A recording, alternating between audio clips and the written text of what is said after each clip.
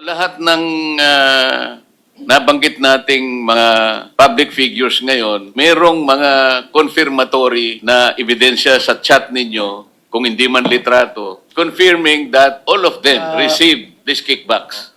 Ang pinakamalaking sindikato sa ating bansa, ang mismong gobyerno. Erwin Tulfo, ayon, Green Hills, House of Representatives. Itong lahat po ng binanggit ninyo na mga ngayon ay naglilingkod na miyembro ng House of Representatives, yung iba naman ay wala na, kailangang mapatibayan natin sa pagitan ng inyong individual o sama-samang paglalahad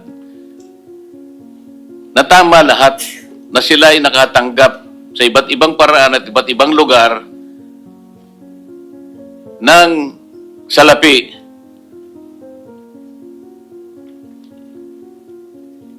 na kailangan nating mapatunayan ngayon. Sino gusto magsimula? Kailangan mapatibayan natin lahat ito. Your Honor, itong mga dating mga sundalo natin ay meron silang na-share sa akin na screen capture ng kanilang chat group, no? Kasi ang nangyayari po noon, may chat group sila. Pag mag-deliver sila ng pera sa isang personalidad, ay kinukuhanan nila ng picture. At ipinapasa sa chat group nila. Pag nakita po yun ni Ginoong Zaldico, forward niya doon sa recipient at sinasabi, okay na ako sa iyo ha, etc. Pero kung kasama mismo si Ginoong Zaldico sa pag-deliver, hindi na nila napipicturan. Hindi, yun lamang, maski na yun, pwedeng tanggapin ng komite. Dahil ang importante lang, mapatibayan natin na itong mga tao binanggit natin ngayong umaga, sapagkat ito naman ay nasusulat sa inyong pinagsama-samang salaysay, merong mapagbabatayang Ito po no, noong April 8, Tuesday po ito, may nag-text yung si Police Captain Alvin Nugid, yung parang team leader po nila. Sabi niya, Franz Castro,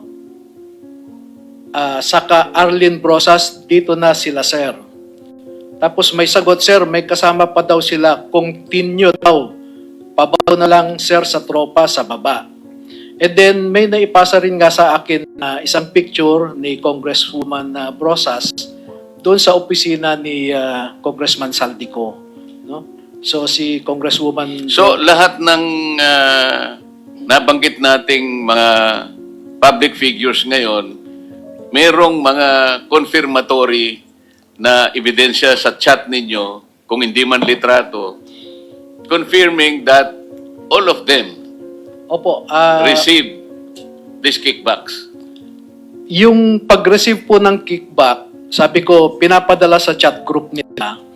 Yun nga, merong coverage na chat group report, kung ano man ang tawag ninyo, para mapatunayan nating isa-isang mga ito na nakatanggap ng kickback.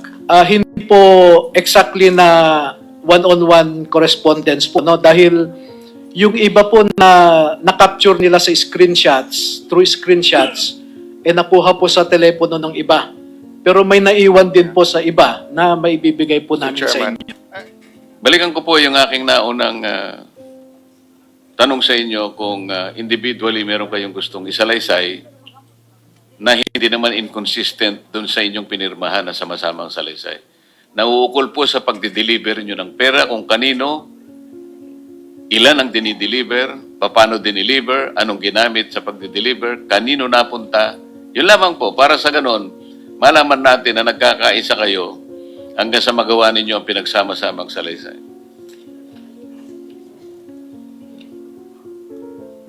Unahin po niyong banggitin ang pangalan ninyo. Julie Cadjao, sir. Sir, outside duty po ako sa isang PR na si Father Flavi ay hinatiran ko ng pera doon sa Mindanao Up. Isang sobre yun, sir. Pangalan Julie po, Cadjao, sir. Julie Cadjao. Hindi, yung dinalhan po nyo ng pera, Si yung... Father Flavi, Villanueva. Tapos, sir, mayroong, doon, sir, Anong lugar po yun? sa Mindanao, sa mismong simbahan niya, sir, sa may gilid ng kalsada. Bakit po kayo nagdala ng pera doon sa pare? Kasi, sir, di ko ano, sir, kung pang ano nila yun, sir, eh. Basta nagdala na kami ng pera, sir, tapos doon, sa 33 Maleta din ba? Dinala mo? isang sobre, sir, tapos doon, sir, sa 33 Clemente. Baka naman sulat lang pinadala Hindi, sa'yo, sir, sobre pera, lang. sir, kita ko mismo, sir. Sobre lang? Ay, sir. Tapos sa 33 Clemente, sir, isang maleta. Kanino? Kay Father Flavi, binuhat ko papunta sa sakyan niya. So may isang sobre at isang maleta. Ay, sir. Yun ang nare-recall mo. Ay, sir. Hapon yun, sir, hapon. Tapos yung suot niya, sir, itim na pangpare. Yung pangpare yung ano niya. Nung iabot mo, Sinakayan sa sasakyan niya, sir. nakasuot siya ng pampare. Ay, sir. Yung pare na itim, sir, na sinusuot ng mga pare. Paano mo nalaman na siya nga yung... Nakikita ko, sir, kasi pumutok na yung sir, yung doon, yung sa Ijiki na nalaman ko si Father Flavi. Bukod sa kanya, sino pa ang pinagdalhan mo ng pera? Yung experience mo. Si Terry Redon, sir. Nakita ko, sir, na yung sasakyan niya, BMW yun, sir. Eh. Terry Yeah. Ridon, yung congressman ngayon. Yes, sir. Ilang maleta naman ang binigay mo? Isang maliit din, sir. Saan mo binigay? Galing 8th floor, sir, sa Quezon City, building sa President Tower, binaba doon, sir. Sinakay sa sasakyan niya, sir.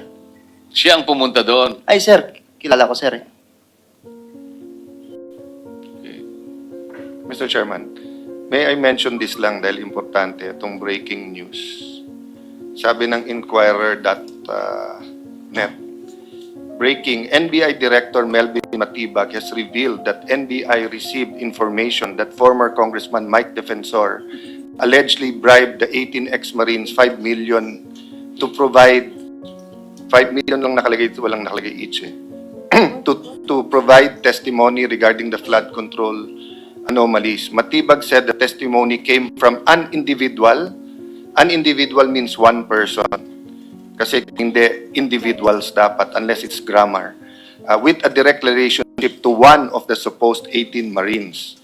So that could be anyone in the world. Dahil 18 kayo, I'm sure you have a lot of friends.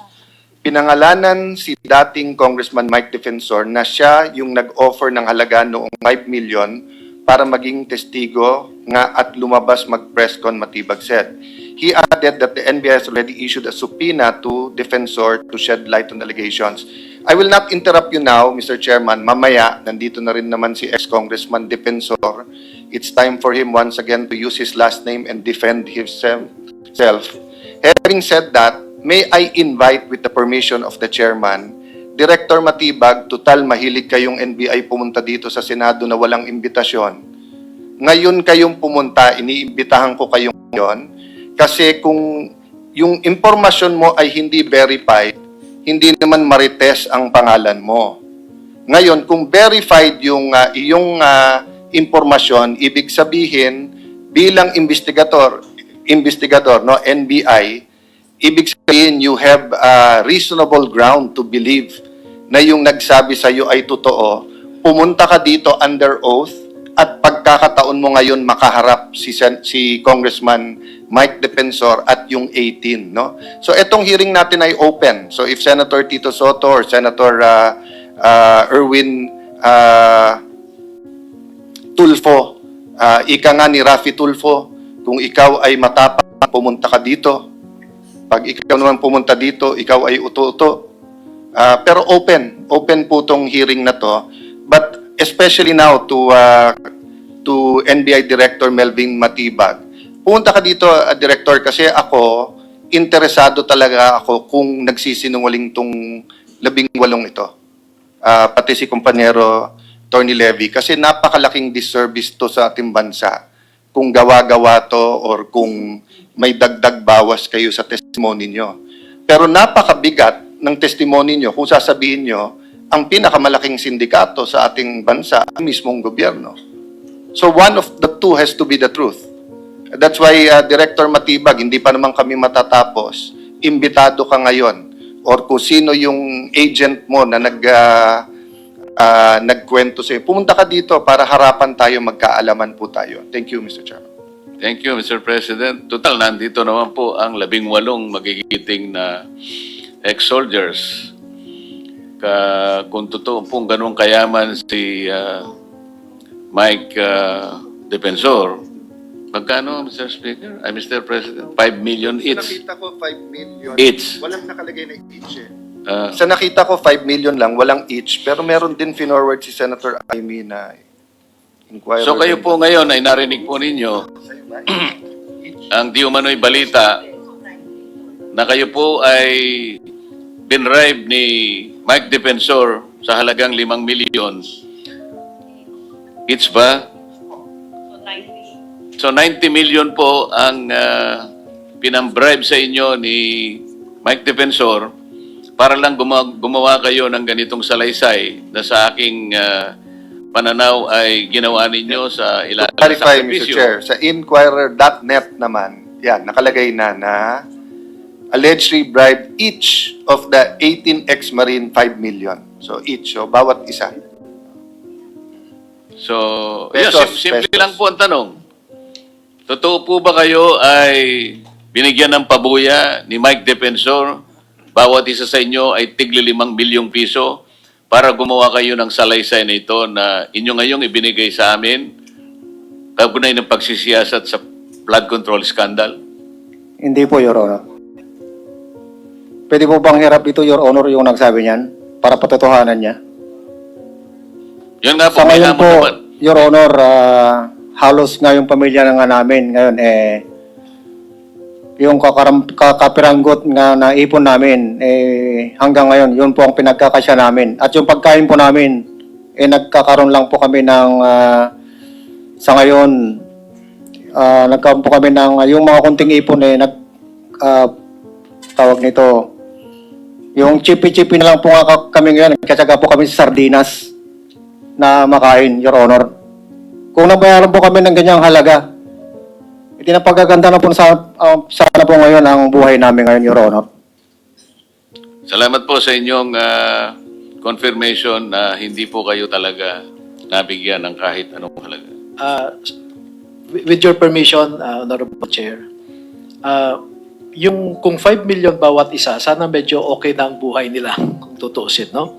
Pero makapagpapakita po ako ng mga katibayan na halimbawa, nung na-hospital ang anak at asawa ni Bernard Tube, kumakailan lamang, ay kailangan pa ho naming hanapan ng makakatulong, no? 30 mil po yung hospital bill ng bawat isa, asawa, anak.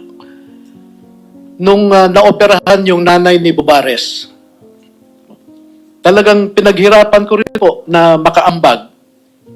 At nasa akin din po yung resibo nung binayaran, no?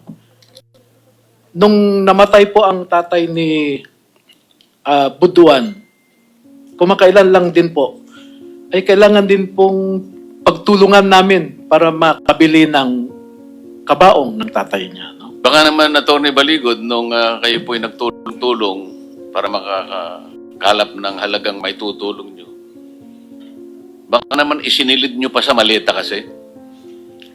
Baka napagkama lang akala mo na napakalaking pera naman nung nakalap nyo itulong sa mga na-hospital na kamag-anak ng inyong mga kliyente. Alam mo po yung, Your Honors, no?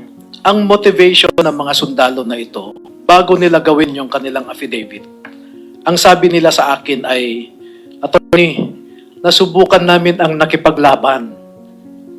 Muntik nang mawala ang aming buhay. Pero sa panahon ngayon, gusto naming magpakasundalo sa mga Pilipino. Yun po ang motivation nila.